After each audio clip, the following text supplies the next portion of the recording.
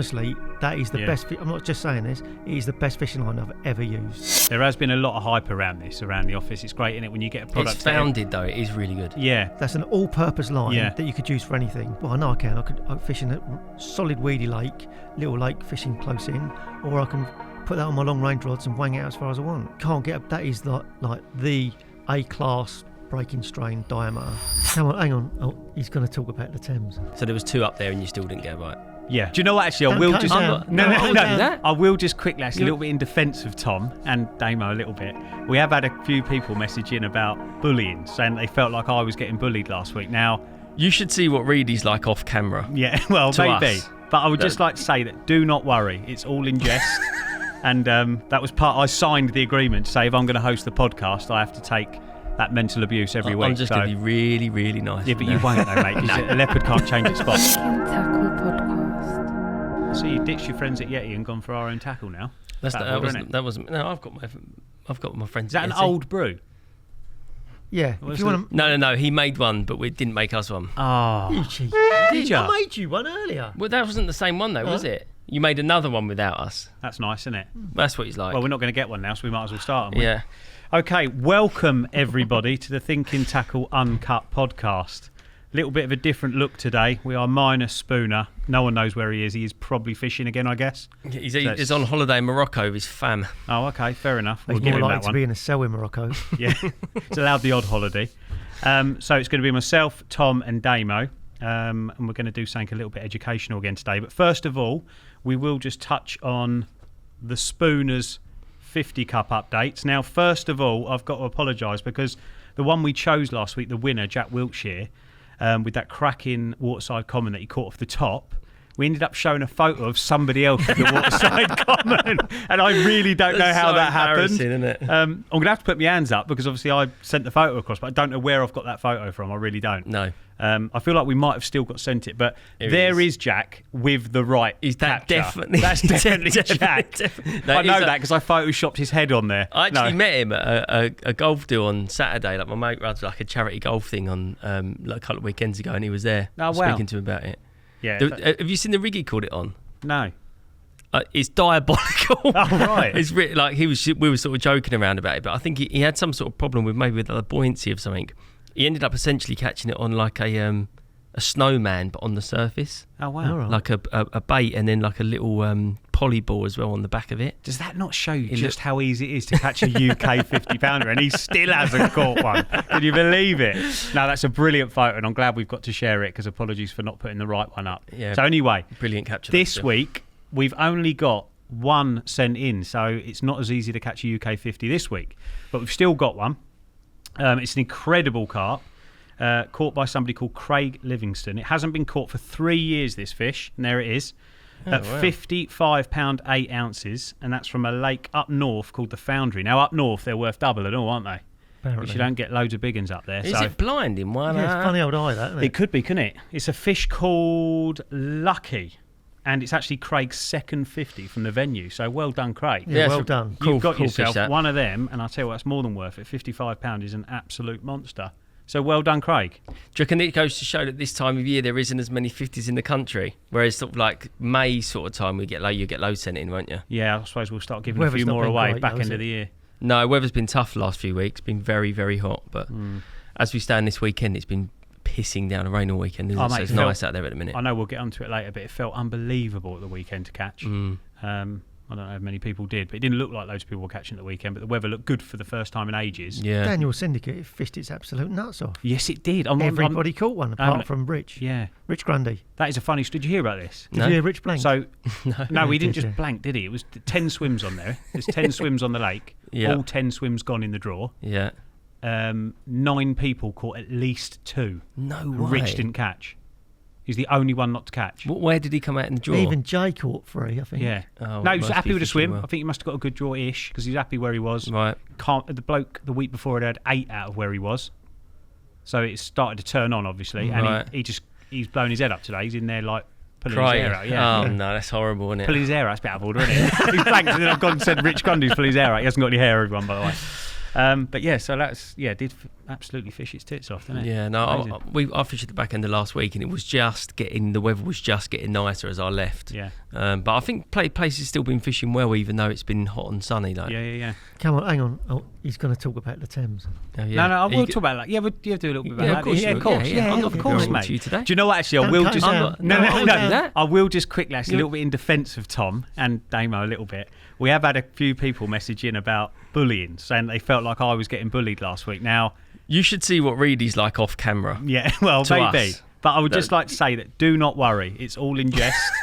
And that was I signed the agreement to say if I'm going to host the podcast, I have to take that mental abuse every week. I'm just going to be really, really nice. Yeah, but you won't though, mate. A leopard can't change its spots. So don't panic, everyone. It is just banter, and I'm not bothered by it at all. So anyway, we're going to jump onto a subject that Damo's been keen to talk about for a little while, and that's line, and when to use what line, what to choose, and how to sort of suit your fishing the best. We're going to do a bit of a blatant plug, only because we've mentioned this God knows how many times in the podcast. And that is for the new Kaizen Mono that is coming out that I'm holding up there. So for those that are listening, apologise. We're really, really proud of this, aren't we? We've all been using it for, I don't know, I've been using it for at least 2 years. Damo longer, isn't it? Yeah, I've been using it for four or 5 years. I can't remember four. Tom, I know you've been using it. Mm. Yeah. It's available. It's going to be available from the 1st of August in tackle shops, from £12 all the way up to £24. I think it's the 18 I've been using. I don't know about you two. 038 I've been using. 038 is a really good one. Yeah, mega. So that will be in the shops on the 1st of August, but it will be a great time to talk about it because it's obviously a really, really good line. Tell us a bit about it, Damo, and why it's been sort of brought to market and why you wanted to do it. So a good few years ago, we were messing about with different material, as in samples for a line, and both Tom and I are very aware that different pigments can have different effects on, like the colour can have different effects on the characteristics of the line. The baseline we were playing around with was really good, but it was really stiff, and I really didn't like it. So I commissioned some samples in 040 because the lake I was fishing, you could only use, that was the minimum breaking strain, using the green, and it came back and it was really nice line. So I used it for a year, said to the boys, this is really good. No one used it because it was too thick, 040. So I carried on, used it for another year, and then in a conversation I think Thomas had with Terry Edmonds, he mentioned about why don't you do this in 038. So we got some samples made, started using it, and actually it was like, boys, you need to use this, it's really good. And then a few people started using it, and mate, that is unbelievable fishing line. The 038, Terry couldn't break it in testing. Why did you think he said about 038 in particular then? Because it's just a good level line to use. Level line, yeah, it's a good diameter where it holds the strength and you don't need a leader.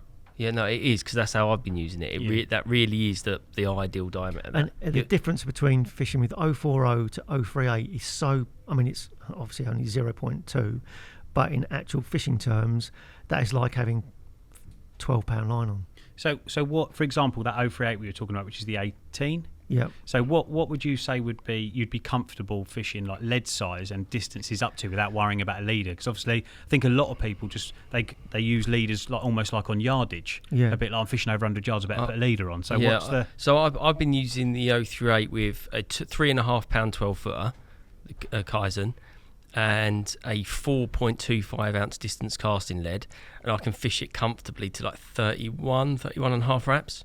Okay. Like 28s and things like that are just easy with it, but you can start pushing it, but any further than that with a bigger lead, then you obviously risk snapping it on the cast. But yeah, like really comfortably up to 31 and a half. Well, that's testament to itself, isn't it? Because 038 would you normally associate that with fishing 30 odd wraps? You probably wouldn't, would you?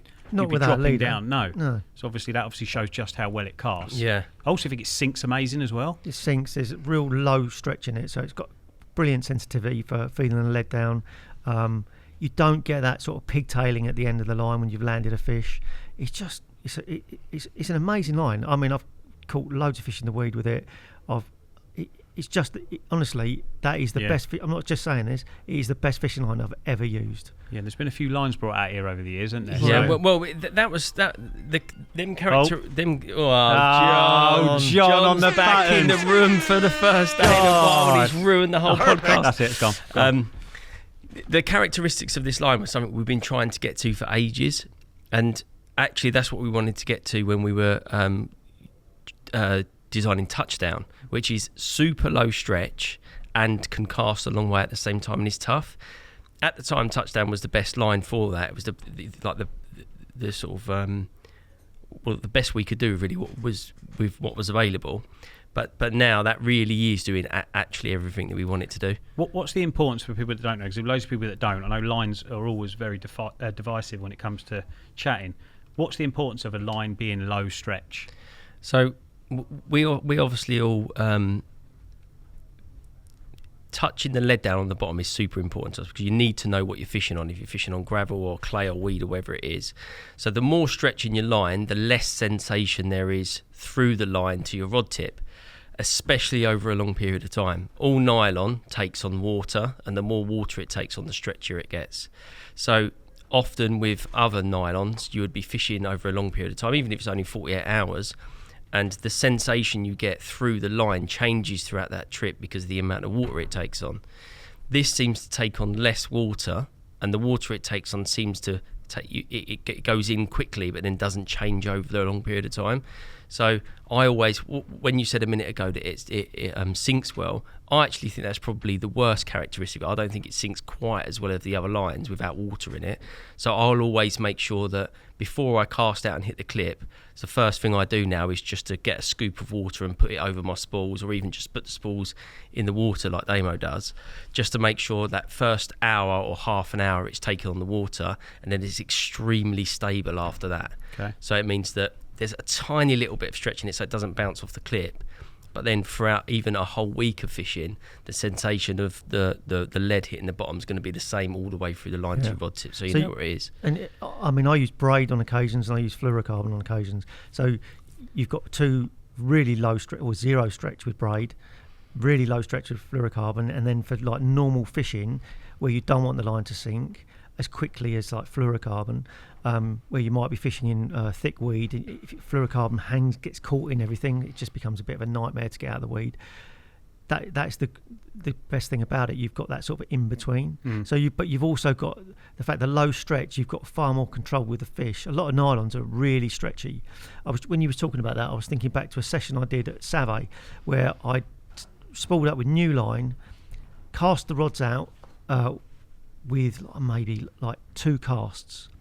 In the morning when I wound in, I rewrapped them and they'd actually stretched the whole rod length. Right. From where I've cast out, tightened the line up, and then when I've gone to wind it in, and the pressure on the line is pulled in, when I rewrapped it stretched the complete rod length. Wow. And if you hadn't checked that, I mean, if you don't check it, because we check it regularly when you during your session, if you're using a line marker, you can be nowhere near your baited area.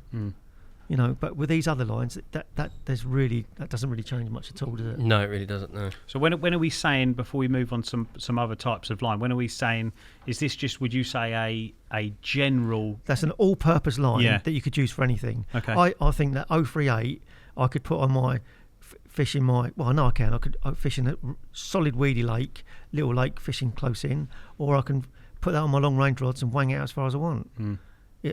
You can't get that is like the A-class breaking strain diameter. There has been a lot of hype around this around the office. It's great, isn't it, when you get a product. It's founded though. It is really good. Yeah, but that's what I mean. When you get a lot of people testing it, and obviously the testing's gone on for like up to 4 or 5 years, like you say. I don't think people realise quite how long goes into some of these products. And obviously you've got a lot of anglers here that have been using it, and there seems to be a real buzz about it. So yeah, if you're thinking about respooling and stuff for France, and you were just about to do it, it's probably worth giving this a go and hanging on, because there's some good It's not things like about any it. other Korda line. It's completely different. Yeah. It's totally different. Okay. Well, let's get on to some of the other lines, because it's a really good topic. So let's jump on something like braid, Damo, which is something that I know you use a lot of. Yeah. I think some people see people using braid, see the fact it casts quite well. It's nice to use, isn't it? I mean, it's for playing fish, it can be quite daunting your first time. It's a very weird feeling, isn't it? But I think a lot of people maybe put it on, maybe not in the right situation. So when would be the time when you would not want to be without braid on your spools? Give me a scenario. Well, if you're allowed to use it, because you know not every fishery allows it, because I can see why. You know, if it gets caught up, it's very hard to break. It doesn't really degrade in the water, so you've got, if somebody cracks off and you've got braid in the lake, it is a permanent snag, isn't it, until somebody clears it. But I like using sinking braid in lakes where I can use it, because the difference with braid and fishing with mono, to the clarity of feeling the bottom and knowing what's on the deck, is ridiculous. It's completely different. Snag fishing with braid makes it really easy to get the fish out of the snags. It's just a whole different sensation. You do have to get used to playing them, because the fight is generally really violent. You feel everything, every fin that it clips across or whatever. And if you're fishing in France, and you can use the floating braid when it's out of the way of the snags. But in general, I think if you're a competent carp angler, and you're allowed to use it on a lake where you want to sink the line down, then give the sinking braid a go. But it doesn't cast that brilliantly, sinking braid, because it's thicker. I1 has polyester within it, which actually absorbs the water, which makes it sink. So this is the sub braid, yeah. Sub braid, yeah. So this is you've got to weigh up what you want from it, really. Fluorocarbon sinks quickly. It's probably harder to cast than braid, because it's a bit coily, isn't it? You need to give it a bit of a stretch, but you got again, fantastic sensitivity. You can feel the lead hit the ground. You've just got to make up what's in the lake and what's going to get in the way of it. If there's loads of weed, you probably wouldn't want to use either of them. And go with the Kaizen. Yeah, I was just going to say, I've sort of made that mistake myself once before over in Europe. I think I put sub braid on and then was fishing at extreme range, I think, and where obviously it sinks so well, that sub braid. I had a couple of instances where the bite happened and then the fish was in a totally different spot. Yeah, because you've not had any bite registration. It almost kited on a sunken it's like braid. 12 backlids on. Yeah, which is crazy. And then the minute I changed over to Apex on my last session, everything's just instant. Yeah, because most of it's up in the high levels. Yeah, that's right. And then what about fluorocarbon, Tom? I'll come on to you for that, because I know you love fluorocarbon. So you use that. I've used it over the years. I haven't used it the last few years. Okay. I would say that like braid and fluorocarbon are quite similar scenarios. Like when you want to fish slack lines at relatively short range, I would say. Lines like Kaizen I would use if I'm using a relatively tight line, and I would use a quite a tight line when I'm fishing over weed or a long way out. And I've just been doing a lot of that fishing recently. Whereas if you're fishing somewhere small and clear with no weed in it, then you want to fish a slacker line. And if you want to fish a slack line, fish braid or fluorocarbon, I would say. Okay. But I just haven't done much of that fishing recently. I hate using braid. I don't enjoy it at all. And in them scenarios, I would use fluorocarbon over braid for sure. I just don't think braid's as sort of user-friendly as fluorocarbon is. It's more like a normal nylon. But, I mean, even now in the scenarios when I normally use fluorocarbon, I love that Kaizen so much that I just haven't even been changing my spools over. Just make sure it's wet, I sink it down, and it's good to go, Yeah. You saying about the fight down, but is it with kind of staying on braid?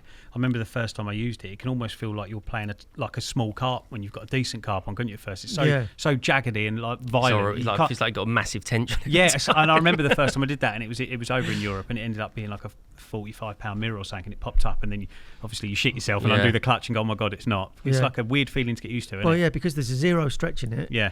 I've had situations where I've been fishing at Rainbow where you're locked up and I can't get the rod out of rest because there's nothing it's pulling as hard as it can.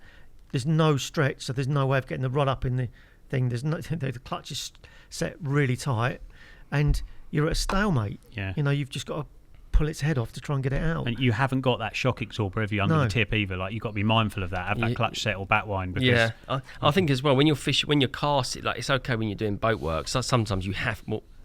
Probably 50% of the time in Europe, you're probably having to use braid. But when you're casting to a spot and you're spot fishing, spotting over the top, because there's so little stretch in that braid, it actually makes it hard to hit the clip nicely and lay the line on the surface. The nicest scenario for that is like thin nylon. When you've got a big stretch, you can overcast it, it bounces on the clip and everything straightens out. That's nice to use, and you can do that. It's easier to hit the clip nicely like that. Even when Kaizen's dry, which is one of the reasons I'm going to tell people to make sure you wet the line before you do. When it's dry, it can feel like it bounces off the clip as well because there's no stretch in it. There's less stretch in that than there is even in fluorocarbon. Wow. So, like, even if you're fishing contour, I've fished contour 12 pound for years, at 80 or 100 yards, there's still quite a nice bit of stretch in that. And it makes it nice fishing to the clip, but like I was saying before, braid on the clip at range is just horrible. Even short range, I use the braid a lot, short fishing, like 50 yards, and hitting a clip on a heli safe. If you're not careful, you can knock the lead off. Yeah. And it is all very, aggy, and it's just it's not as nice. And I think it's like you said, it's getting used to. It's a whole new thing to get used to again. But obviously, you get the extreme feeling back through the rod on the braid, but then also that can be a hindrance, can't it? Because you can almost sometimes feel like you're landing on the money because you get a really good registration through braid, don't you? Yeah. Like, it's getting used to knowing as well, where you're used to that, the feeling of line catching a little bit of soft weed or silt. With braid, you do get that solid feedback. But you quite often, if you're finding a spot with your marker rod, we're using braid, you can find that hard spot, but you lose it when you use when you use nylon. When you're casting rods out, they feel completely different. Yes, and people think they can't find the spot, exactly, don't they? Yeah. And you've just got to trust in your own senses that you know that it's right, but it falling through the water column or whatever, it's just taking that sensation out. But that Kaizen is about as low stretch as that's you can still feel it. It still feels. Oh, you feel everything. Very similar to the braid, but not quite as harsh. Your little tip about obviously wetting it up and stuff. As far as when I don't know how either of you two do this, but when it comes to spooling up something like this, what would be your sort of preferred way of spooling up? We start with you, Dovey. Like, how would you go about spooling it up for the first time? Because a lot of people drop it in the lake. Some people do it dry. Like, there's so many different. I'll leave it in water for a few minutes just to make sure the line gets the water gets through it, but not soak right into it. I think especially if you have a really thin version of any line, if you leave it in the water too long, it gets stretchy. Then you tighten it onto the spool. You put it onto the spool quite tight. It stretches almost as it's going onto the spool, and you get rippling on the line after a while. So I'll just make sure that it's wet enough to when it goes through your fingers and onto the spool, it doesn't burn, and it'll just go on perfectly with the spool spinning in the bucket. All right, okay. I don't sit. People used to say leave it in water, put it in warm water overnight for 24 hours, and I don't do that, but some you, people do. Same. I'll fill a bucket up, but I like the spool spinning on something, not just rotating in the water. Yeah. But it can't be allowed to. I used to have this thing that Prestige, Carp had, and it was like a thing that would hold your line. And what would happen is as you wound the line on, it was unspooling, it would turn itself, so it would rotate. So you end up with a little twists in it if you don't stop it. So the line, like that bucket we've got where you can put a bar I love in that. it. Yeah. Put that on there. As Tom, the water's just to stop the friction on your fingers. Yeah. I wind it on tight, and it's fine. But when I get to a lake, if I'm setting up, I'll have a bucket of water, and I'll just take the spools off, have the rods leaning up against the bivvy, and put all 3 spools in the water until I've tied my rigs and I'm ready, and whack them out. That's job done. But always a couple of little brand new spools, a few little chucks out there when you first get there, just to make sure it's bedded on. Yeah, or not worry about that? No, I do that still. Yeah. I still do that even if it's not a new one, just to make sure that the line's on properly, because you're almost always wrapping up anyway, aren't you? And I always cast. In fact, I did it once the other day where I didn't. Some fishing, I think I was fishing 28 wraps or something. I wrapped up and forgot to cast 30, 40 yards out and just put that first bit on a little bit tighter. I went to whack it and it's got a massive wind knot, not a bird's nest, Yeah. So I was just like, why? Well, I should have done it like normal. Yeah. So I always make sure I do that first little cast, wet the line, wet the tip, and then go for it like that. Going back to that, when you wind in from wrapping, do you just wind in so the line's loose? No, not anymore. Wind it tight up to the stick off. Yeah. I used to do it where I'd hold the line tight in my hands, have the rod in the centre of the sticks, and just let it come off and use my finger to do the tension. Yeah. But I think when you do that, you push all of the twist into the last 5 or 10 metres, then it's horrible. Yeah. And also, that's the main thing, is that you push the twist all the way to the end of the line. If you use the sticks as the tension and just don't use your fingers at all, just like reel down to each side. It's a bit more aggy to do it. It takes a little bit longer, but the line goes on much nicer that way. Nicer. You don't generally get, unless you've had some sort of. When I do it, sometimes it gets caught on one end of the thing. You wind down, and it doesn't come off, and then you might get a funny coil. But generally, that is the best way to do it. I think I saw. Does Dan do it like that? I don't know. Yeah, I think I saw Dan doing that. I think that's the first time I saw someone doing that, actually reading up to each individual stick and flicking it off and then doing the other one. I remember I was watching him from afar thinking, that looks bloody long, that. Yeah, no, it's taking not. him about half an hour. If you have the tip about 3 or 4 foot above each one of the sticks, and as you reel, you sort of pull the rod past the stick. I get the thinking behind it. But you as you pull it off, you go tight, and then wind down to the next tight, and then do that. I bet everyone does that a different way, so that's probably quite a good tip for people, that. Yeah, it definitely stops you pushing the twist into the line. Yeah, it definitely does. It's mad. And we've never ever spoken about that before, and I've never seen you do that. But you end up, you develop your methods, don't you? And you end up at the same spot. Yeah. But I bet that's an interesting tip for some people, because you see, I bet majority of people just do that, holding it in the thing and just roughly go near each stick, don't they? And it just comes off naturally, doesn't it? And they just damage your line like that. Like, the line is really important to me to make sure that it stays nice. It's the only thing between you and the fish, isn't it? Yeah. Do you guys reel it back through like fragrance-free wipes or wet cloth or anything like that? No. He's got the wipe No, sack. he's got the wipe sack. Well, I do that a lot with fluoro, and it ends up being pretty much brand new all the time. Because otherwise, when you use it, you can use it for quite a while, and it ends up being like quite a yellowy, horrible colour. Yeah. And I think the minute you read it through like a fragrance-free wipe or a damp cloth, it just goes back brand new again. You can do, yeah. And with that, I'll go and if I'm using it for a while, I'll go in the garden, tie it one end, walk down the garden, and just give it a big old stretch. And that's a great tip for people on the fluoro, because I get that, because I use it a lot and love it, and I think it's super supple and really nice to use, and I think it casts really well. I use R12, which is like the original one, isn't it? And I think it casts amazing with a heavy lead. Great line, and you get a lot of people going, it fraps up, it does, and it's because they're not looking after it. Yeah. And you give them that tip of, I always say, tight to a tent peg when you get to fishing, walk it out as far as you can get away with, and then, like you said, tight clutch, pull it, reel in a bit of slack, pull it, to work your well back up to the peg, and it just ends up so lovely and limp. It's just perfect, isn't it? Yeah. But I think if you just try and use it and don't look after it, you're not going to get the best out of anything, are you? It's not cheap. You want to look after that. Yeah, of course you do.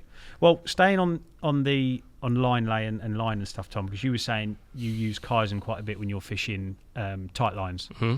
So that's another thing that's like almost a fashion thing, is to fish with your tips up, super slack, line super limp, regardless of whether you know why you're doing it or not. You see a lot of people doing it in different scenarios.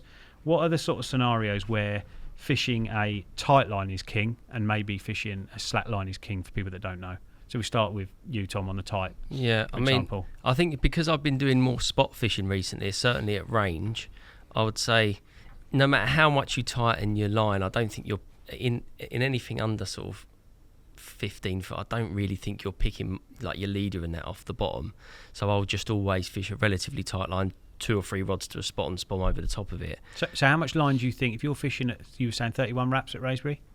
Did you say? I've fished up to that, but generally it's around 28, 29 wraps. Okay, so wraps. Fishing at 28 wraps with a line tight enough so your bobbin's right at the top of the blank. Yeah. How much of that do you think out in front, like by the lead, is actually... It's hard to know, because a lot of the swims have got a lot of weed between where you are. That's the main thing. It really is that there's so much weed. You could slacken off as much as you want, but the line's still going to go almost up to 2 or 3 foot to the surface and go back down again after. So I just tighten up as much as I can. If it was 6 foot deep and you're fishing 30 wraps out, even if you're really tight, I would say at least a third or half of that line is probably on the bottom. Yeah, and we'd argue what needs to be on the bottom. Would you say what would you be happy with knowing is on the bottom? Just a leader. Yeah, 6 foot. Not even that, is it? So yeah, it's interesting, isn't it? Because I think a lot of people presume the minute they fish a tight line, the line's going to be bolstering off the lead at 80 yards like a tightrope. It's not, is it? I don't think it is a lot of the time. One of the we've got a Carp underwater coming out soon. The second part, me and Spooner fish,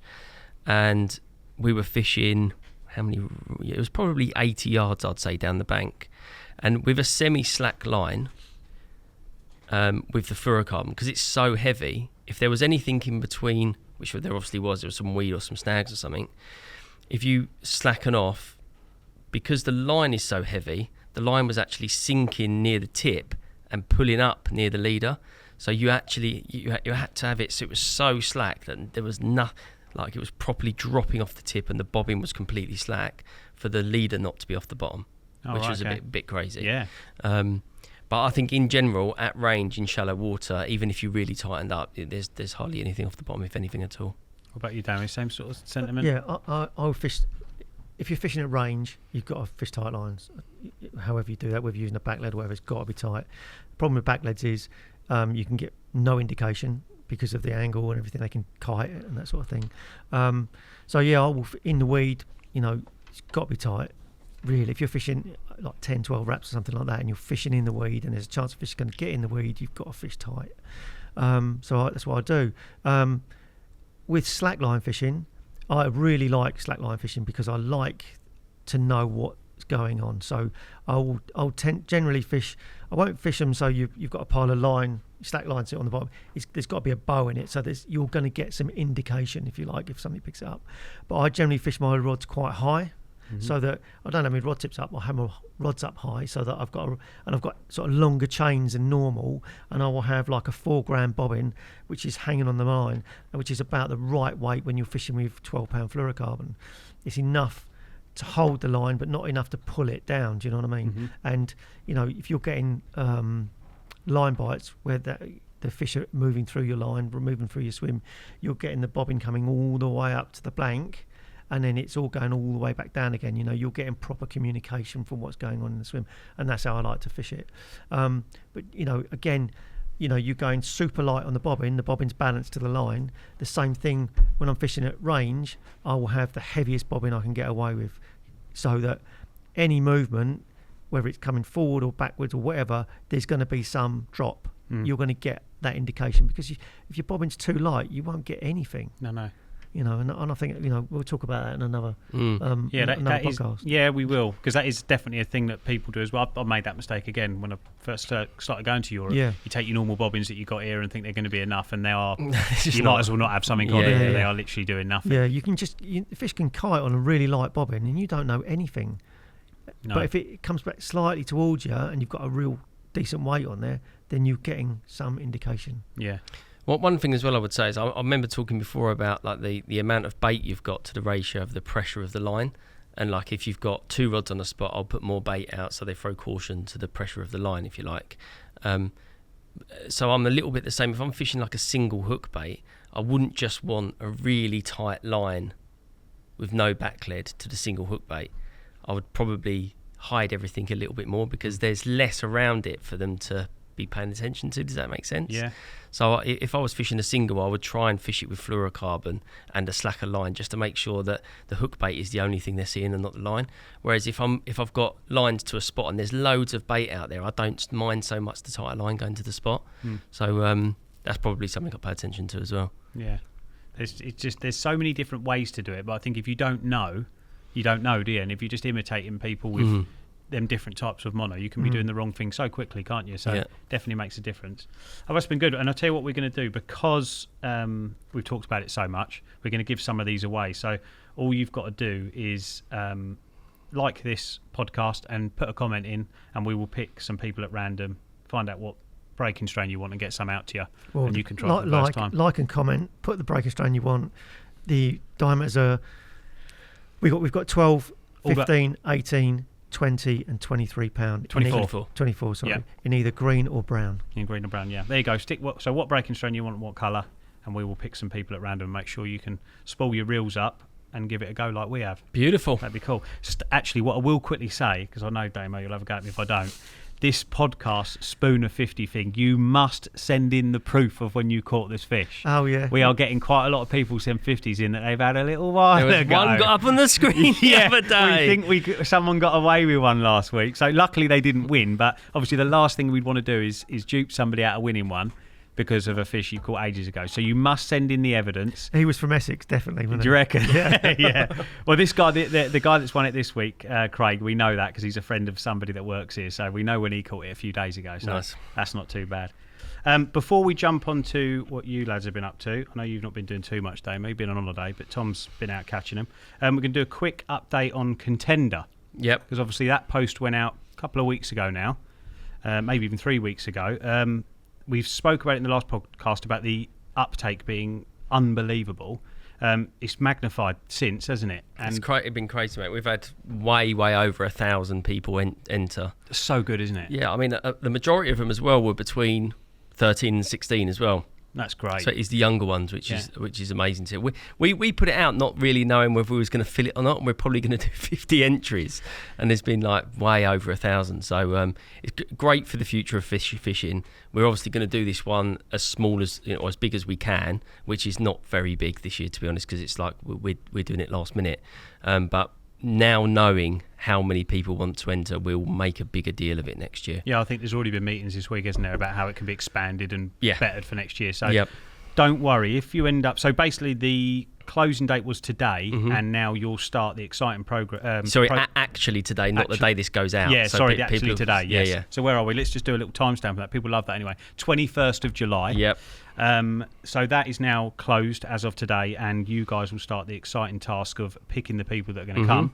But don't worry if you don't get picked, because obviously Tom's just said we are going to do it again. We're going to do it bigger, which means more of you will be able to come. So don't worry if you're not going to get in this one. There's definitely going to be more opportunities in the future. Yeah, no, exactly. But thanks everyone for entering. We're obviously hugely pleased that, it's that amazing, lots of isn't it? Yeah, I mean it is amazing. I really didn't think there was that many young carp anglers, but there obviously are. And who knows? Some people might get chosen to end up coming to work here, be sponsored anglers. You could take your job. Take my job. I was just going to say, fast forward 15, 20 years, they could be sat where you guys are, chewing the fat about fishing. Hopefully. Who knows? Hopefully. That's Could exactly Maybe we the should point. get one of the winners to come on. We could. Yeah. Ooh, why not? It's we a could do podcast that. in itself, isn't it? Yeah. Tell us all about your experience at Contender. Yeah, no, exactly. It's at Norton Disney. It's going to be on Billy's and Turner's. Yeah. I love fishing Billy's. In fact, I fished Turner's as well last year with Spooner. So they're great lakes to do it on. You can expect loads of bites. And they're good lakes as well for young lads to fish because they're challenging, but they're not too hard. Do you know what I mean? Like if you try hard, you catch lots. Yeah. And there's sort of ranges for all abilities as well there. So I'm really looking forward to it. Yeah, brilliant. I'm sure there'll be a little video shot there or something, won't there, that will go out and show everyone what it was all about. Yeah, So Lewis, Porter and Kai and maybe someone else is shooting a vlog. So that'll Amazing. go out and probably 250,000 people watch it. Yeah. So, yeah. It's going to make next year's entries even more, isn't it? Yeah. All right. Well, let's have a little chat about what you guys have been up to before we disappear. Tom, I know you've gone. Should we talk about the Thames first? Seeing as We can talk. Yeah, we can talk about the Thames first. Yeah. So just to prove to people that I'm not getting bullied and that you're not bullying me. No, I'm just really excited about listening to it. Yeah, it's been going unbelievably well. Yeah. I've not been able to do, and this is not me feeling sorry for myself, but I haven't been able to do loads of time. I've just been basically doing pretty much a night a week since the start of the season, with a little bit of baiting in between, some effort of going up there and putting some bait in. But the actual hardcore fishing has been under 24 hours majority of the time. So I haven't really had loads of time to scope out loads of additional areas since the season started, which my overall... Do you feel like you need to do that now already? Yeah, I do, because I feel like they're not going to stay where they have been. I've had fish from 2 different spots now, which one of the ones I'm going to show you from the new spot in a minute. But I do feel like where I'm catching them from, I may be able to continue catching fish from, but I think I am going to have to explore the stretch, because like anywhere, and especially on a river, they must end up going to certain areas at certain times. And if I come across, say, like the honey hole, and there's like an area where they are in the autumn, or an area where they live at back end of summer or whatever, you don't know, because I've been catching them pretty much post spawning basically. So the area that I've chose to catch them from was obviously not by accident. So I'm hoping that I can continue to catch them from. But I did have my first blank this week. Which is obviously, and it's weird, because if someone had said to me, when you start at the beginning of the season, you're going to catch it, well, you're going to get a bite each time you go, which is pretty much what's happened. There's no way I'd have believed that. No. If someone had said every third time you go you're going to get a bite, I would have thought, oh my God, that's going to be But unbelievable. now you've had bites every trip. Yes. As soon as you blank, you're like, they've gone. Yeah, and the funny thing was, I had the day, the night, and the majority of the next day. That was Friday night, Saturday, and I got the rods out first thing Saturday morning. Fished all day for nothing. Redone them for the night. No dramas. Reared everything in. It was all as it was. Redone them for the night. Obviously, was hoping to catch in the night and didn't, because I've been getting bites at night or very early hours of the morning, and didn't catch anything. And then I left them. I probably should have redone them maybe after the typical bite time, maybe like you would on a lake. But I didn't. I thought I'm going to leave them because they could just be like, it could be a passing thing. And I put a bit of bait out. And actually, when I actually brought the rods in, all of the hard hook baits had been crayed. And all I had was the tiger on, which I could have still caught a fish on. Of course I could have. But it wasn't sitting as I wanted it to, with a big 24 It's definitely mil. that then, isn't it? It could have been that, easily, yeah. Almost definitely that. Yeah, but then but I didn't get a bite through the night. So that could have happened quicker, maybe. Yeah, I don't know. I think even if they're turning up all of the time and visiting your spot, you're not necessarily going to catch every time. You know from watching underwater films, like they can clear you out quite easily. Like that could quite easily have happened, especially if a craze pushed your hook bait into something. Have you still only got one rod on that shallow area? No, I've got 2 on the shallow area and 1 in the deep now. Right, okay. Yeah. So there was 2 up there and you still didn't get a bite? Yeah, but they were both crayed up boat crane. Yeah, but it's interesting. It just made me think again. Like wasn't really too despondent. I was a bit like, I'm going to change maybe something slightly. So is that the first time you put 2 up there? No, second time, and I caught one last time. Okay, which is what I'll show you in a minute. Okay, but it's just made me think about possibly changing the hook baits to maybe a ring of tigers or something like that, just so I can sit tight. Yeah, because I don't really feel like I want to be redoing the rods loads. It's not a big deal to do it really because they're quite short, but I still feel like I'd rather not mess the opportunity up. I just think they're out, they're rested. Yeah, it's good, and I'm catching them quite close to the boat, so the minimum disturbance really the better. But yeah, it was one of those ones that not catching. I was a bit like, oh guys. So did you bait up the same before that trip you had done the other ones as well? No, so again, this is where it slightly differs. I've been trying to do Wednesday nights, and I couldn't get up this week, so I went Saturday night. So there had been that longer gap without bait being there. That's it. It's you just can't. Like I said, but I haven't got that luxury. You know, if I could go 3 nights in a row in the week, then amazing. I'd probably catch more. Yeah. But at the moment, it's one of those ones. I'm not going to class it as it's broken yet. I filled it in before I went, and I'm going to get up probably back end of this week, I hope, for a night. Okay. As long as I can keep repeating that. But I also baited up another area really heavy before I left on Saturday, so that I'm now got these 2 areas on the go almost, and one of them I'm not going to fish probably until mid-August maybe. Right, okay. Yeah, just going to keep the bait going in. Proper prepping. And then that's that nice little. How often do you get to? Obviously, I don't know. No one's going to go on it, but I'd like to think they're not going to. How often do you get to put in maybe 25, 30, maybe 40 kilos of mixed bait and then drop on it and find out what's going on? You don't really get that scenario anywhere but the river, do you? Yeah. Or a lake Not anymore. yourself. I think you probably used to years ago. Yeah. When there wasn't so many anglers, but you can't. Like, I always have these grand ideas of baiting a swim and doing this and doing that, even through the winter, and you can't do it because there's so many people on the lake. It's just like, you can't put in 5 kilos next to someone, can you? No. But because there's so much distance between you and the next guy on the Thames, it's like you don't mind doing it, yeah. No, you don't. No, and like I say, at the moment, I'm starting to see a few little captures now from people, but I think it has been quite a slow start to the Thames in general. And I know there's trouble up and down the stretches with seals and things like that, which is quite mad, isn't it? Yeah. Have you seen many other anglers when you've been there? No, I haven't.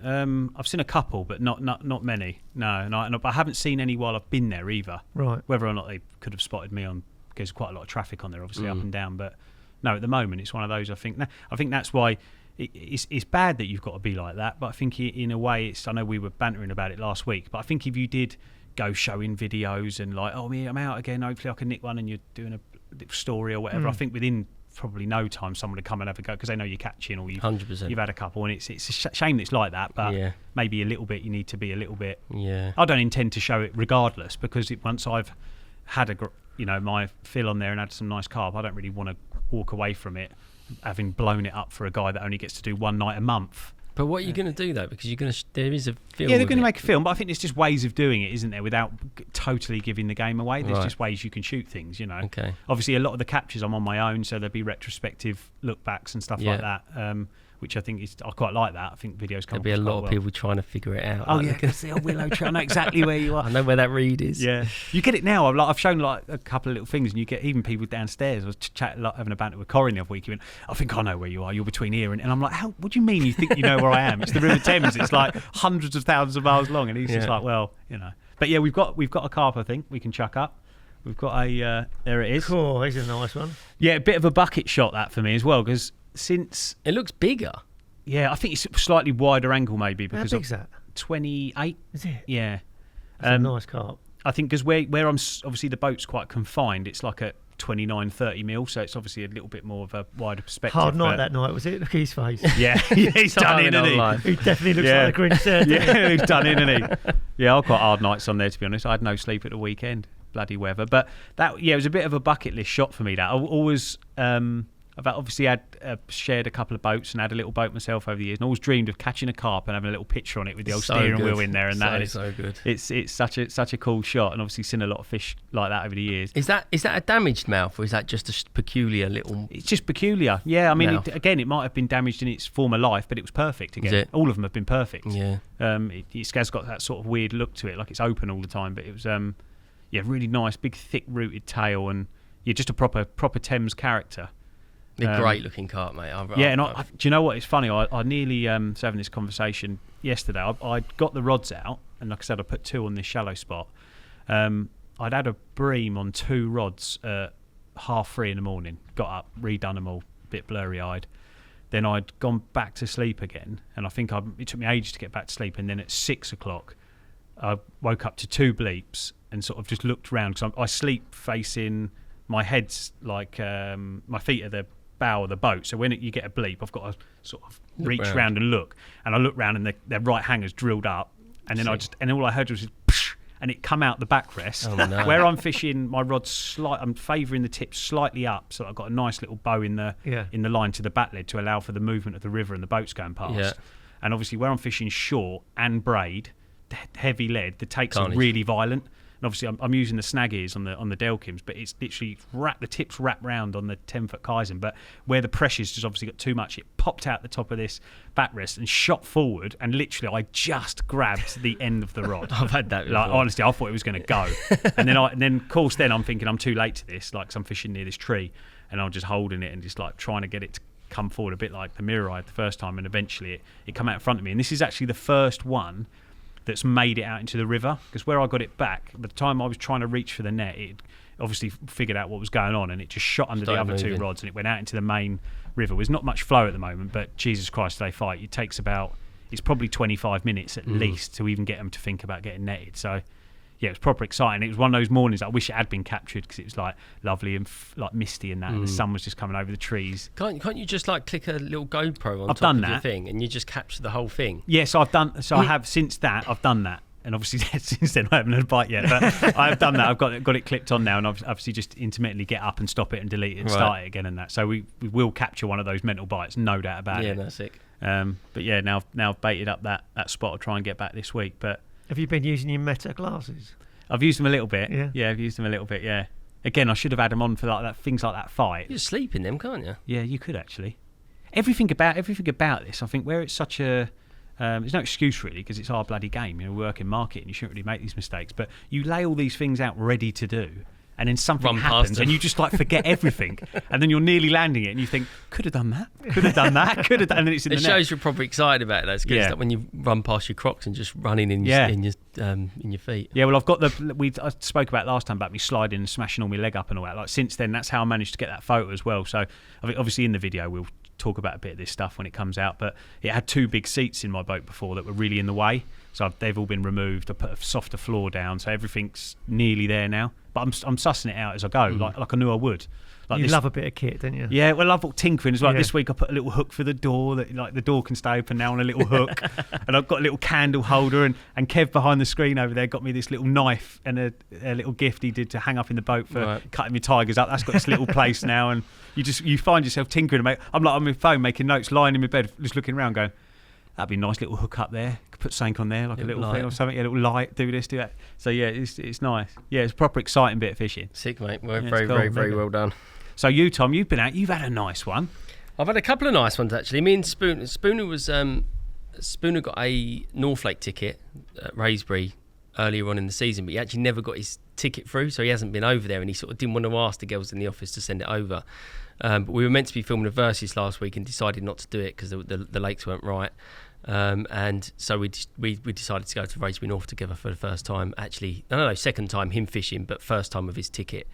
And Spooner caught a couple. I caught 4, and 2 of them were like a 36 something and a 39.5. Some shot that cracking fish. as well. Yeah, actually, I have a new swim as well. I've been I've mentioned a couple of times before, a cracking bit of fish. For those that are not are only listening, that's a very typical jet black, gorgeous Raspberry Carp, isn't it? Unreal, absolutely unreal. That one was. Big overslung gob. Was it the first or second one I had? What stocking would that have been from? I don't know, mate. To be honest, I don't know what series of stockings they had. It'll be one of the first VS fish, I guess. Yeah. But yeah, like I'd said before, because I put real value in knowing the swims really well, I kept going into the same swims. There's probably 4 swims that I fish, mainly 2 actually, that I tend to go in, 1 down each end. But there's I'd been fishing a swim a lot called In Between, and there's a swim on the end of that called Springgates Point. I'm sure people know what that is. And I hadn't fished it, but every time I go there, I think that'd probably be a good area to fish because there's often fish in that open water area. Actual Springgates? The actual Springgates, yeah. But you've got Rocky Barge to the left. There's just so much water out there that there's often fish in that main body of water. but I just hadn't fished that swim a lot. To be honest, it's an aggro swim to fish because the water's not. If the water's at normal level, there's little tiny like bushes 5 and 10 yards off of the swim, so you have to wade out and have your rods beyond them, or at least have the rods up and be fishing directly through them, or be ready in your waders to go out, like, you know. Yeah. So it is aggro. It's not like an easy and lovely, comfortable swim to fish. But the water's down at the moment, so the rods are out where the little bushes are, so it's easier to fish, like, you know. Yeah, nice. But Spooner come over, he fished opposite for the night. He wasn't really on them the first night, and then he moved into Rocky the second night and caught a couple. Nice. And then I caught 4 fishing the same sort of things I'd done before. Again, fishing in that really low-lying weed. Here we go. Look at that. That's the last one I caught. It's funny because I got that in the net, and we filmed it for a versus, just like a little vloggy sort of thing. Me and Spooner. Yeah. Got it in the net, staked the net out, done the other bits, and then we was like, I said, well, I probably got like upper 20, I think, in the net, and I got it out. You know when you pick it up, you think that's heavier. That's bigger. That's heavier than 28, 29 pound. Got it onto the mat wading. It was like 39.5. Wow. Yeah, nearly wrapped around to 40. I was like, I need to do this properly. You can see it. It looks like a 40-pounder. Yeah. It's massive, isn't it? Yeah, cracking fish. Yeah. I don't even know what one it is. That is the magic of that place. It's one that I haven't really paid attention to what's in there. Yeah. But there are too many in there to know them all anyway. Yeah. I Nice think problem to have. a few of the lads that fish there a long period of time, and I'm guessing all of the bailiffs know what's in there. But to look in the bottom of your net, not know what even fish it is, and it's like, you know, a few ounces under 40 pound is quite nice. What a nice thing. Like you say, in some other lakes, that'd be the king of the pond, wouldn't it? Yeah, it would, yeah. Such a cracking looking It's fish. nice to have some people there to take some proper pictures. Yeah, I was going to say that. It's the first time we've actually got physical evidence you've caught the carp. Yeah. And it's not just a shot on the mat. No, it's nice to have some proper pictures. I noticed you, actually. as soon as you put it from straight on Instagram, you're like, oh, brilliant, I've got a photo I can go on Instagram. I'll put it on there. And you get one a year. Yeah, I haven't put that one on yet. I'll probably put that one on when the film comes out, maybe. Yeah, nice. But that other one, that sort of arty sort of shot, Mike took it on a Fuji. Oh, lovely, yeah. So I really like them sort of colours. Yeah, just the weird looking pictures, aren't they? Yeah. It's slightly different to them. Like an older look. Yeah. Yeah, nice. Mate, really enjoying it still. What about you, Dom? I know you've not been out, but are you getting out? Probably the next time I go out will be on our little work trip. Oh, we've got a work trip to Burners in a couple of weeks' time. Cool, yeah. there could be some big uns caught there, couldn't there? You'd have thought so. Yeah. I think it's like 30, 40s in there. Something like that. Well, you might have some nice fish to show off in the pod after that then. Yeah, we've got a Sunday to a Wednesday on there with the product development and CAD guys and design guys. We do it every year, just like a little fishing to all get together and have a laugh. Yeah, lovely. It's a perfect venue to go and do that, isn't it? Yeah. And we've got our one coming up that's September, isn't it? We're doing a versus. Have you got the dates for that? Yeah, it's 1st and 2nd September, I think. No one's ever told me that. No, I only got told today. Well, Lewis told me today. And where are we doing that? We don't know. We've got to Hang on choose a a venue. second. Me and you doing it? Me and you. Yeah. You've had a right touch there. They've had a touch. Yeah, we haven't. You can't say anything. Don't give too much away. There's a lot of films coming out. Yeah. I'm looking forward to that. That's going to be really funny, that one. We'll try. We can decide on there where you want to do it. I don't mind. I'm open to suggestions, but there isn't many places. Even the places you think are fair that aren't always fair on the day. Yeah. Do you know where Lewis said might be quite funny? We did it over 2 days. Was at Leia, and you did 2-day sessions. Yeah. Because there'd be a lot of carp caught, and you could add some. I said it'd be quite cool. You could add some things into that, some different things, like perhaps you could handicap yourself slightly by not having as many rods or something. You could make it a bit more tricky, like you had to make the right decision. The only thing is like it might be difficult getting swims next to each other. Yeah. You'd have to book it. You'd have to be booked out. You can't do that. No, you can't. We can't risk it then. No. We need to pick somewhere that's relatively fair. I actually think in the future we might do it so you fish 24 hours each in the swims, so it's literally as fair as you can get it. Yeah. Well, if anyone's listening that runs a fishery or knows a fishery that thinks it'd be perfect for this type of thing, it's always good to hear from them, isn't it? So drop it in the thing or drop us a message and let us know. What about the lodge swimmer thingy? Grenville. Is there 2 fair sides to that? No, depends on the weather. You've got like the left is the best one, I think. Yeah. Depending on how much weeds in it, the right one could be.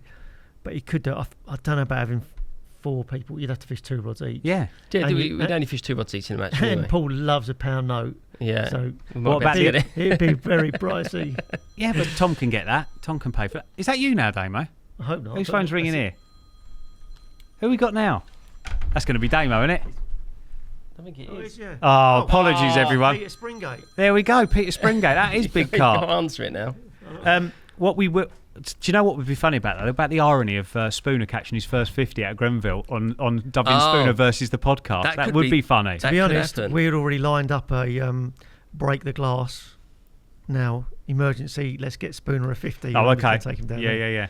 It could be good. Worth exploring, isn't it? Yeah, anyway, we'll think about what venues We to will. do, so I'll look forward to that. Don't forget, keep your questions coming in. We haven't answered any today, but we obviously save them, as I've told you before. So get your questions in. Don't forget the Kaizen line comp. Get your like in, get your comment in about what breaking strain you'd like to use and what colour. And at some point, Tom will choose some lucky winners and we'll get you spooled up, ready for your next fishing trip. Thanks for listening, everyone. Cheers, boys. Cheers, boys.